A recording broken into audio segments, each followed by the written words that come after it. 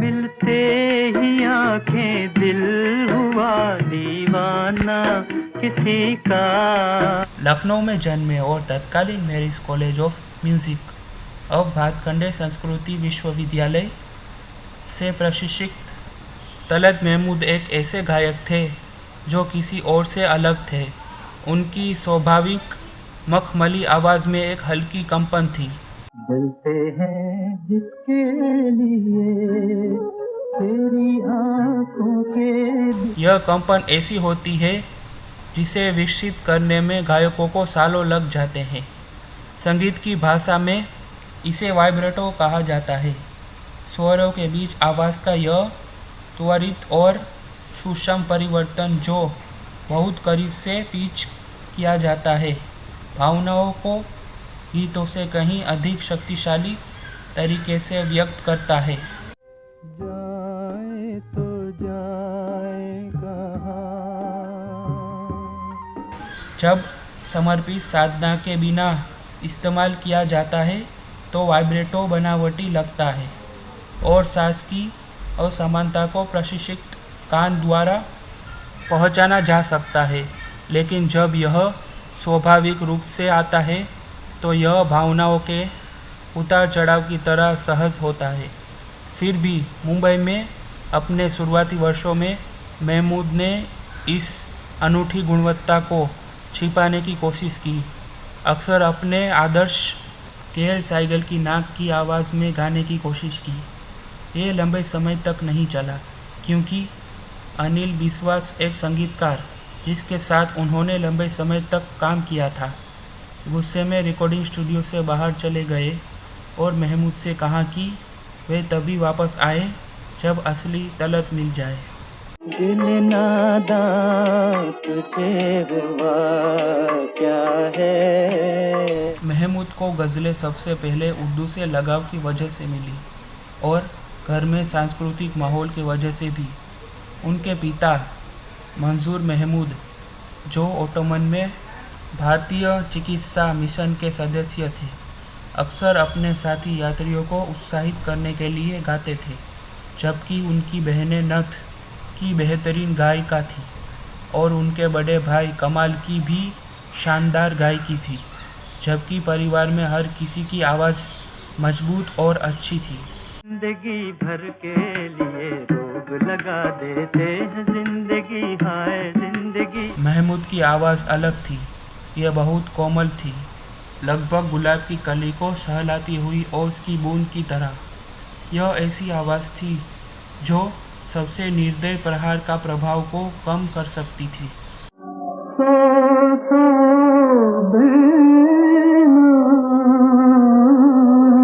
महमूद की आवाज़ में करुणा सबसे ज़्यादा स्पष्ट भाव था। यह एक असंबद्ध गहरी उदासी का मूर्त रूप था। इसलिए कोई आश्चर्य नहीं कि ट्रेजेडी किंग दिलीप कुमार ने इन्हें मेरी आत्मा का सच्चा संगीत वक्ता कहा। महमूद का संगीतमय जीवन परंपराओं और भाषाओं का एक समुद्र संगम था। तपन कुमार नाम से वे आधुनिक बंगाल संगीत आंदोलन की अग्रणी आवाज़ थे, जिसमें गीत संगीत के समान ही महत्वपूर्ण हो गए थे।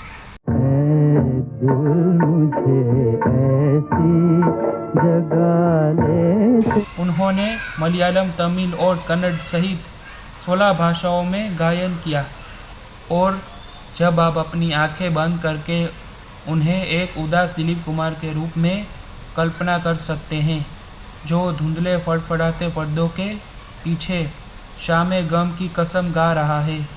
शामे गम की कसम आज गमगीन हैं हम।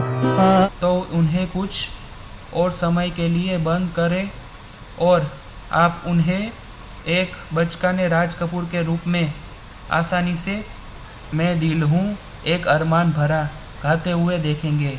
मैं दिल हूँ एक अरमान भरा। एक ऐसा गीत जो खुद को वाल्टर्स के लिए सबसे उपयुक्त बनाता है। एक गायक के तौर पर उनके नाम कई उपलब्धियां दर्ज हैं, जिसमें विश्व भ्रमण का अग्रणी होना भी शामिल है। उनके सुखद चेहरे ने उन्हें एक गायक अभिनेता बनाया और उन्होंने संगीत रचना में भी हाथ आजमाया। अमेरिका में दर्शकों के लिए उन्हें भारत के फ्रैंक सिनात्रा के रूप में पेश किया गया। वह मात्र 16 साल की उम्र में ऑल इंडिया रेडियो की बदौलत एक पहचानी जाने वाली आवाज़ बन गए। किताब में एक सुखद घटना दर्ज है जिसमें युवा महमूद को लखनऊ में लड़कियों के एक समूह ने गाने के लिए कहा।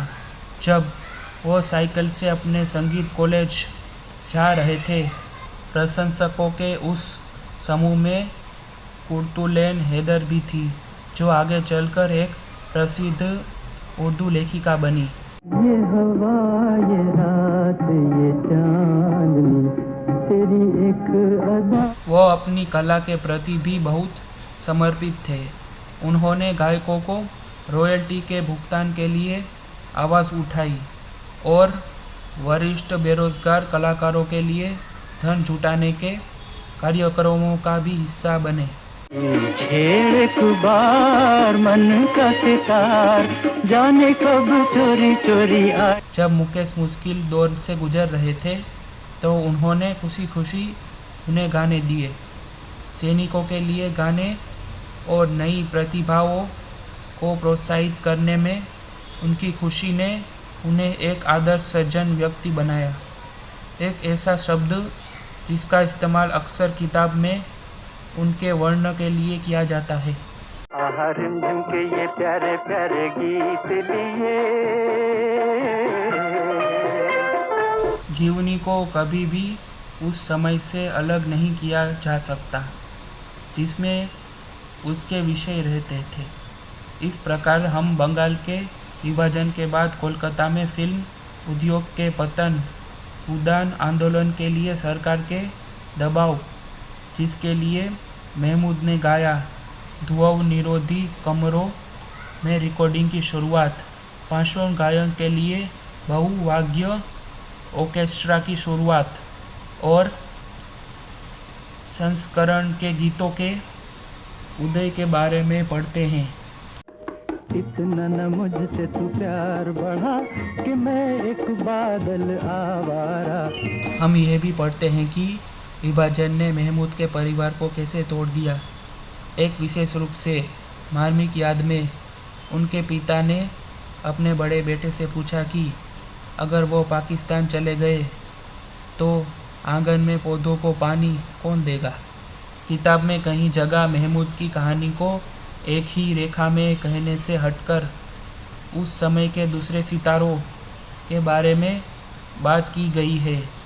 यह कुछ लोगों को अजीब लग सकता है, लेकिन यह शायद अपरिहार्य है क्योंकि महमूद की यात्रा दूसरों की यात्रा से जुड़ी हुई थी। इसका एक उदाहरण अभिनेता श्याम का है, जिनकी फिल्म सेट पर दुर्घटना के कारण मृत्यु हो गई थी, जिसके बारे में कुछ विस्तार से बात की गई है।